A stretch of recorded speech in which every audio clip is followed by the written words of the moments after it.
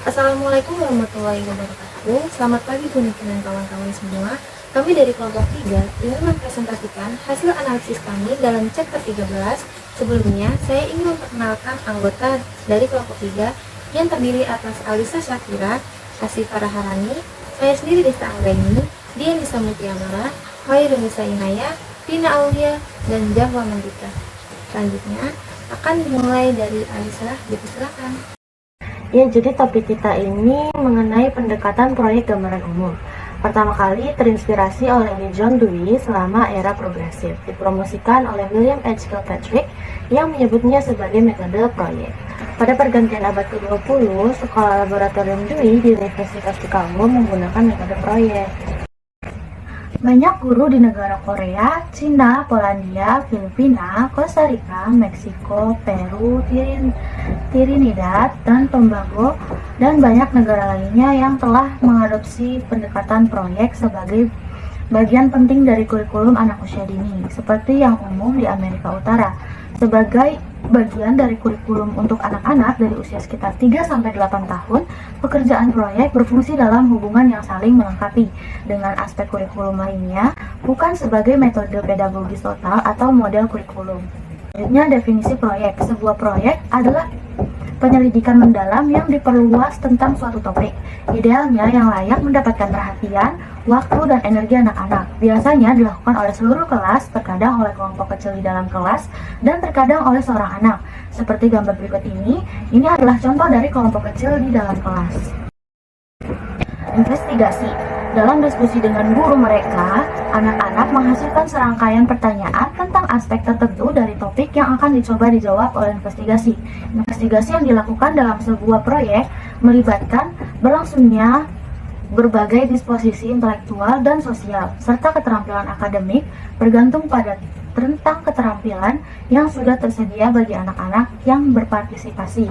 Pekerjaan tersebut idealnya mencakup unsur-unsur berikut. Yang pertama, berbagi dan mendiskusikan pengalaman dan pengetahuan sebelumnya terkait dengan topik di tahap pertama pekerjaan. Yang kedua, mengumpulkan dan merekam data baru. Yang ketiga, membuat sketsa dan menggambar. Yang keempat, melukis, membuat model, membuat cerita, merencanakan dan terlibat dalam permainan drama. Yang kelima, mewawancarai para ahli tentang topik tersebut. Yang keenam, membaca, menulis, melakukan pengukuran, mengembangkan dan mendistribusikan survei dan kuesioner. Yang ketujuh atau yang terakhir ini, mencari sesuatu di perpustakaan dan di internet. Sebuah proyek idealnya juga melibatkan perolehan pengetahuan, pemahaman, dan konsep yang bermanfaat dalam berbagai disiplin ilmu, seperti sains, studi sosial, seni bahasa dan sastra, dan semua seni rupa. Proyek juga mendorong anak-anak untuk mengidentifikasi subtopik minat khusus mereka dan menerima tanggung jawab untuk jenis tugas tertentu yang akan berkontribusi pada penyelidikan secara keseluruhan. Baik, kita masuk ke ciri-ciri utama pekerjaan proyek yang membedakannya dari cara didaktik tradisional dalam memperkenalkan anak pada pengetahuan baru adalah sebagai berikut. Jadi yang pertama itu peran anak dalam memunculkan pertanyaan untuk dijawab melalui penyelidikannya. Lalu yang kedua itu keterbukaan terhadap kemungkinan pergeseran arah penyelidikan saat prosesnya berlangsung. Yang ketiga itu penerimaan tanggung jawab anak atas pekerjaan yang diselesaikan dan atas jenis representasi temuan yang disiapkan, didokumentasikan, dan dilaporkan. Pekerjaan proyek dan bagian kurikulum lainnya. Kami menganjurkan pendekatan proyek karena selama tahun-tahun utama, pekerjaan proyek merupakan bagian informal dari kurikulum yang melengkapi dan mendukung komponen-komponennya yang lebih formal, seperti instruksi, sistematis dalam keterampilan membaca dan berhitung dasar. Pada tahun-tahun awal sekolah dasar, pekerjaan proyek dan instruksi formal dapat dilihat saling melengkapi satu sama lain dalam beberapa cara. Jadi yang pertama itu, instruksi formal membantu anak-anak memperoleh keterampilan dasar. Yang kedua itu, dalam instruksi formal, guru membahas kekurangan anak, sementara pekerjaan proyek memberi anak kesempatan untuk menerapkan dan memperkuat kemampuan mereka. Yang ketiga itu, dalam pengajaran formal, guru mengarahkan urutan instruksional dan mengorganisasikan pekerjaan berdasarkan pengetahuan ahli. Yang keempat itu, selama pengajaran yang sistematis, Pembelajar berada dalam sikap pasif dan reseptif ketika guru memberikan informasi dan instruksi kepada mereka. Yang kelima itu, meskipun anak-anak cenderung termotivasi secara intrinsik untuk tetap terlibat dalam pekerjaan proyek mereka, dalam pengajaran yang sistematis, guru memanfaatkan motivasi anak-anak untuk menyenangkannya dan untuk memenuhi harapannya. Alasan teoritis untuk pendekatan proyek, yaitu untuk memasukkan pekerjaan proyek dalam kurikulum anak usia dini, sebagian didasarkan pada konsepsi kami tentang tujuan pendidikan dan sebagian lagi pada pandangan kami tentang pendekatan perkembangan untuk mengimplementasikan tujuan tersebut. Prinsip-prinsip yang terkait dengan akuisisi pengetahuan. Jadi wawasan terbaru tentang perkembangan anak menunjukkan bahwa pada prinsipnya semakin muda anak, semakin mudah pengetahuan dibangun dan diperoleh melalui proses aktif dan interaktif. Pengalaman interaktif harus memiliki konten yang bermakna bagi anak. Jadi, isi atau konten dari sebuah interaksi harus berkaitan dengan kepentingan aktual dan potensial dari anak-anak itu sendiri. Nah, orang tua dan guru memiliki peran untuk memilihkan isi atau konten seperti apa yang hendak diprioritaskan atau diperkuat. Minat yang paling layak untuk diperkuat adalah minat yang cenderung memperluas, memperdalam, dan meningkatkan pemahaman anak tentang lingkungan dan pengalaman mereka sendiri. Semakin muda seorang siswa, maka kurikulumnya juga harus semakin terintegrasi. Sebaliknya, semakin bertambahnya usia dan pengalaman anak, maka kapasitas mereka untuk mendapatkan manfaat dari berbagai macam studi pun juga akan meningkat. Selanjutnya, ada 4 jenis tujuan pembelajaran. Yang pertama adalah pengetahuan. Jadi, pengetahuan dan pemahaman dapat terdiri dari ide, konsep, skema, fakta, informasi, cerita, mitos, legenda, lagu, dan beberapa isi pikiran lainnya. Kemudian yang kedua adalah keterampilan, yakni tindakan kecil, terpisah, dan singkat yang mudah diamati atau disimpulkan dari perilaku sehari-hari. Kemudian yang ketiga adalah disposisi atau kecenderungan, yaitu kebiasaan berpikir yang bertahan lama atau cara-cara khas dalam menanggapi pengalaman dalam berbagai jenis situasi. Nah, disposisi ini merupakan pola perilaku yang konsisten dan hanya bisa dimiliki jika seseorang menerapkannya secara rutin dalam konteks-konteks tertentu dalam kehidupan.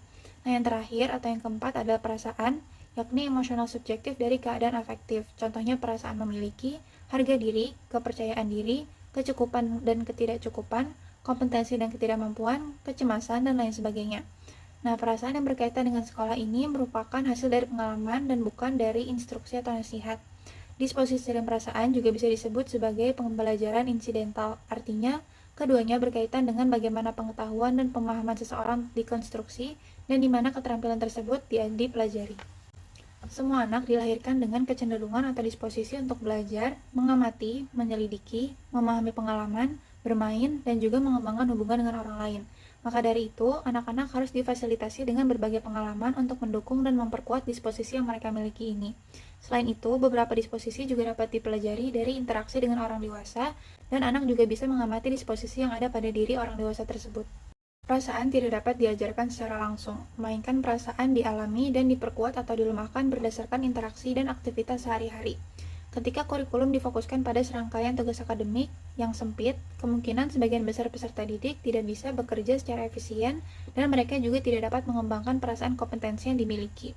Nah, pekerjaan proyek atau project work memberikan variasi tugas dan tingkat kesulitan yang berbeda-beda, sehingga semua anggota kelas dapat menemukan pekerjaan yang bermakna yang dapat meningkatkan perasaan kompetensi, rasa memiliki, dan juga menjadi kontributor bagi usaha kelompok.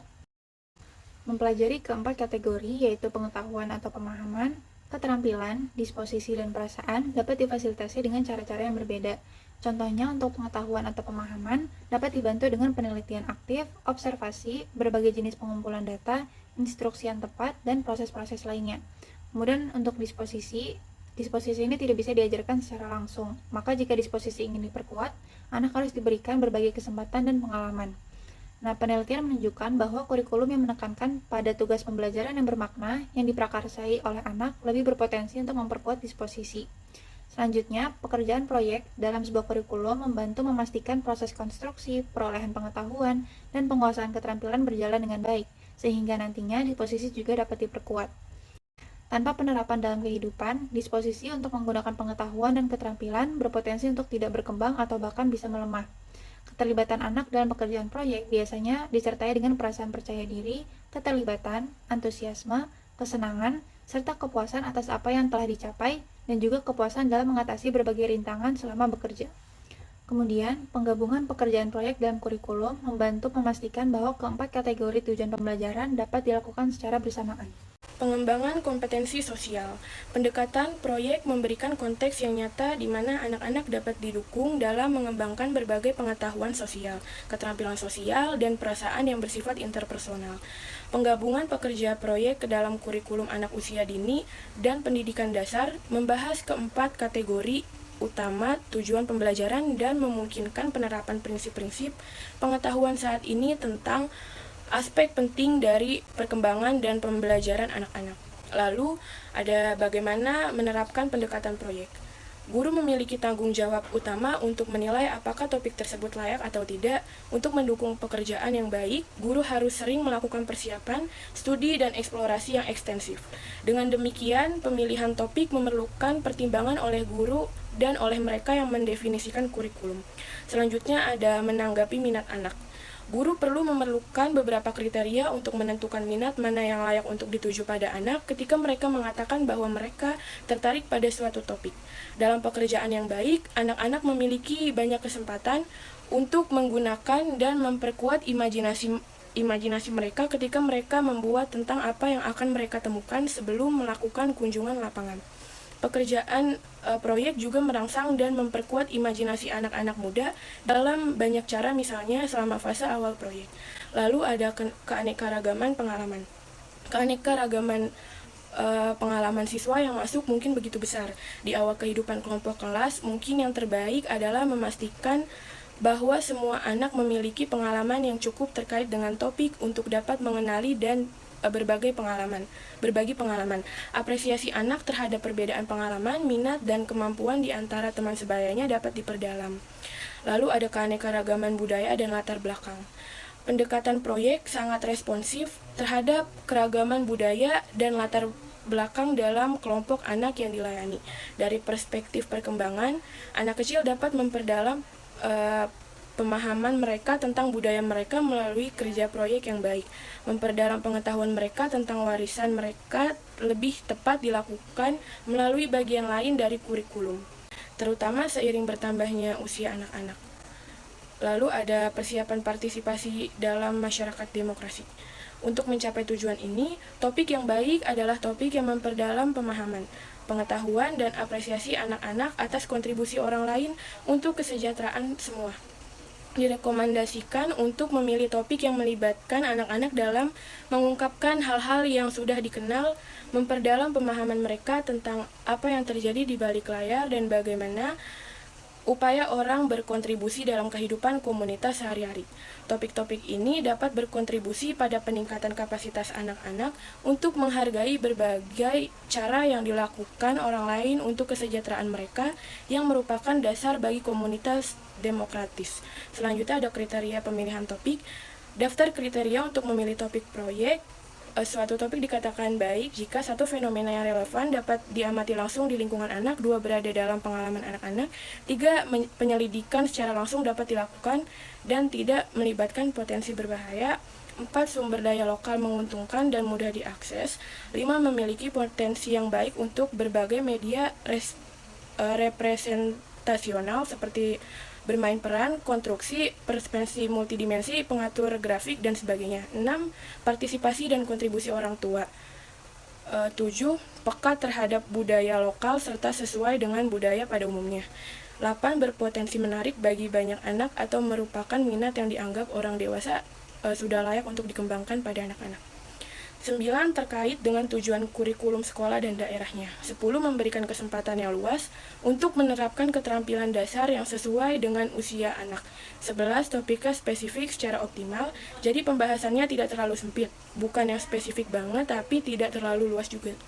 Setara intinya, contohnya ada topik tentang anjing milik guru, lalu topik satunya tentang musik. Selanjutnya yaitu tahapan pekerjaan proyek. Setelah topik proyek disetujui oleh anak-anak dan guru mereka, fitur utama dari pekerjaan proyek adalah keterlibatan anak-anak dalam mengidentifikasi aspek mana yang akan dieksplorasi, merumuskan pertanyaan penelitian, merencanakan pekerjaan, dan menentukan jenis proyek. Proyek dapat direncanakan dan dilakukan dalam 3 perkiraan fase beruntutan, yaitu fase 1, memulai proyek. Pada fase pertama proyek, guru mendorong anak-anak untuk berbagi pengalaman pribadi mereka terkait dengan topik dan meninjau pengetahuan mereka tentang topik tersebut.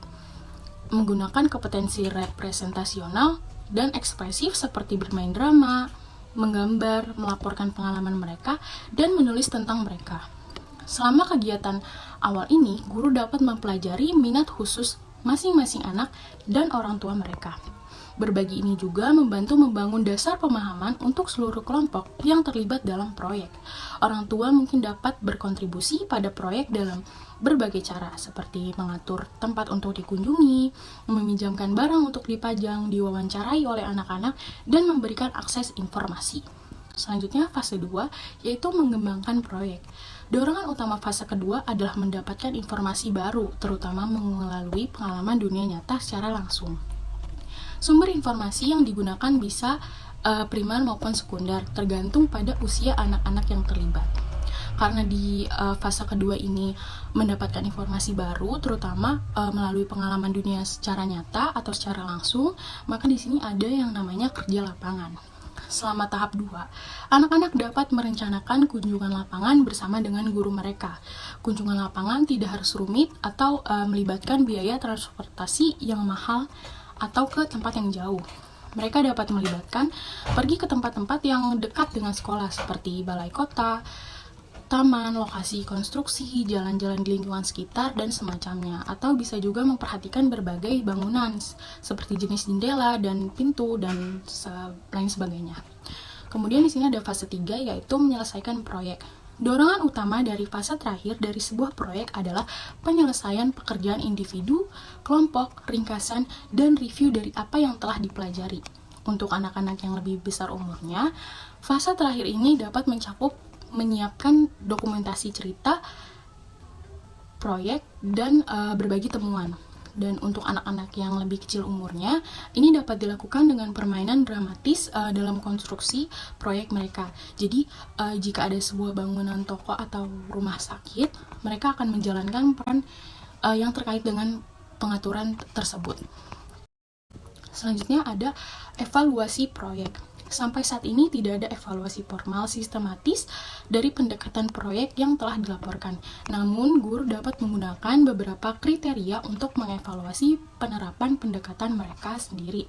Di antaranya adalah kesesuaian topik yang sedang diselidiki dan apa yang dicapai selama masing-masing dari ketiga fase tersebut. Salah satu kriteria penting untuk mengevaluasi suatu proyek adalah sejauh mana anak-anak itu sendiri melakukan pekerjaan penting itu. Dokumentasi dan tampilan yang dikembangkan dengan hati-hati yang menceritakan kisah pekerjaan anak-anak dan pengalaman mereka selama proyek juga dapat membantu mengevaluasi kekuatan dan kelemahan dari apa yang telah dicapai. Selanjutnya ada proyek TK sepatu. Kisah berikut menjelaskan proyek sepatu yang dilakukan oleh kelas taman kanak-kanak. Guru sedang mengadakan diskusi dengan anak-anak tentang alas kaki, dipicu oleh fakta bahwa beberapa dari mereka memiliki sepatu baru di awal tahun ajaran. Sepatu itu memiliki banyak fitur menarik, ada yang menyala, ada yang mengeluarkan suara, ada yang memiliki tali dengan pola dan warna berbeda. Guru memikirkan beberapa jalur penyelidikan yang mungkin dilakukan anak-anak dalam studi tentang sepatu. Dia melakukan brainstorming ide dan mewakilinya dengan web topik. Pada proyek TK sepatu ini memiliki 3 fase. Yang pertama yaitu fase memulai proyek. Dimulai dari anak-anak bercerita, bertanya, menggambar, dan melukis tentang sepatu. Kemudian anak-anak didorong untuk meminta sepatu kepada orang-orang terdekatnya untuk berkontribusi pada koleksi sepatu kelas untuk belajar. Guru membawa beberapa sepatu dari lemari putrinya yang berusia 16 tahun dan menambahkannya ke area bermain dramatis. Kemudian mereka mendirikan toko sepatu sederhana dan mencoba berbagai macam sepatu di sana. Fase yang kedua yaitu mengembangkan proyek. Guru dan anak-anak berbicara tentang apa yang dapat mereka lakukan untuk menemukan jawaban atas pertanyaan mereka tentang sepatu. Pertanyaannya antara lain, sepatu terbuat dari apa? Di mana sepatu dibuat? Berapa harganya? Bagaimana kamu tahu ukuran apa yang kamu kenakan? Anak-anak memperkirakan berbagai jawaban atas pertanyaan mereka. Kemudian sang guru mengatur kunjungan ke toko sepatu keluarga terdekat di kota mereka. Anak-anak bekerja selama seminggu penuh untuk mempersiapkan kunjungan tersebut. 5 kelompok dibentuk di sekitar minat khusus anak-anak. Mereka tertarik pada hal berikut. 1. Mesin kasir. Berapa sepatu yang terjual dalam sehari dan jumlah uang yang terkumpul setiap hari. 2. Gudang. Bagaimana kotak sepatu disusun, misalnya pria atau wanita atau anak-anak, ukuran, pakaian atau olahraga, musiman, warna, dan sebagainya. 3. Tanggung jawab dan aktivitas penjual sepatu. 4. Tersedia berbagai jenis alas kaki dan ukuran, warna, dan jumlah stok sepatu. 5. Dari mana asal sepatu, kemana pengirimannya, dan frekuensi pengirimannya. Sebelumnya, guru menghubungi personel di toko sepatu untuk mempersiapkan kunjungan tersebut. Fase yang ketiga yaitu menyelesaikan proyek. Guru mengatur kesempatan bagi orang tua untuk datang ke sekolah untuk mengunjungi toko sepatu anak dan melihat apa yang telah dipelajari dalam proses pengembangan minat anak dalam pembuatan dan bermain toko sepatu. Para orang tua berkesempatan untuk membeli sepatu di toko tersebut dan dilayani oleh anak-anak mereka. Setelah beberapa minggu, anak-anak mulai tertarik dengan jenis permainan baru. Mereka ingin menjelajahi perjalanan bus yang telah dimulai selama proyek sepatu karena beberapa pelanggan datang ke kota untuk membeli sepatu menggunakan transit lokal. Di antara keterampilan yang diterapkan anak-anak adalah berhitung dan mengukur, menggunakan kosakata teknis, mengembangkan pengenalan warna, bentuk, dan ukuran, wawancara, berkolaborasi, dan keterampilan sosial lainnya. Orang tua dapat menghargai pengetahuan yang diperoleh anak-anak tentang proses merancang, membuat, dan menjual berbagai macam alas kaki dan informasi tentang berbagai bahan yang digunakan untuk membuat bagian mereka yang berbeda. Anak-anak juga menunjukkan pemahaman mereka tentang bagaimana sebuah toko bekerja dan saling ketergantungan dari jumlah orang yang berbeda yang terlibat dalam memungkinkan orang untuk memakai sesuatu yang mendasar, seperti sepatu. Selanjutnya ada komentar. Proyek ini juga menggambarkan sebagai tipikal anak taman kanak-kanak. Namun, sulit untuk menggambarkan proyek sebagai tipikal, karena sebagian besar pekerjaan proyek ataupun guru atau kelompok anak, ketersediaan sumber daya lokal untuk penyediaan langsung dan minat yang diungkapkan oleh peserta tertentu. Para ahli juga bersedia untuk anak-anak berkontribusi penting terhadap kualitas apa yang dicapai. Orang tua juga dapat membantu menyadarkan anak-anak terhadap kata yang digunakan dalam budaya yang berbeda untuk menggambarkan objek dan proses yang sama. Usia anak-anak juga mempengaruhi sejauh mana pekerjaan proyek dapat melibatkan kelas anak-anak untuk waktu yang lama. Anak-anak yang lebih tua, di sisi lain mungkin pernah melihat di TV atau mempelajari materi pabrik sepatu di internet. Berfokus pada pemahaman mereka tentang proses desain dan produksi sepatu, mempelajari cara kerja toko sepatu, dan termasuk dalam pembelajaran matematika yang melibatkan ukuran sepatu, ukuran rata-rata, biaya, dan survei sepatu. Yang terakhir itu ada kesimpulan dari materi yang kita bahas, yaitu dimasukkannya pekerjaan proyek dalam kurikulum untuk anak muda, membahas 4 tujuan pembelajaran utama dari semua pendidikan, pembangunan, dan perolehan pengetahuan yang bermanfaat. Pengembangan sebagai keterampilan intelektual, akademik, motorik, dan sosial dasar. Penguatan diposisikan yang diinginkan dan menimbulkan perasaan positif tentang diri sendiri, sebagaimana pembelajaran dan peserta dalam usaha kelompok. Karena pekerjaan proyek melengkapi instruksi formal, anak-anak juga memiliki kesempatan untuk menerapkan keterampilan dasar mereka dalam mempelajari topik yang bermakna. Dengan cara ini, pengalaman sekolah menjadi menarik tidak hanya bagi anak-anak, tapi juga bagi guru. Itu dia presentasi dari kelompok kami. Kurang lebihnya mohon maaf. Wassalamualaikum warahmatullahi wabarakatuh.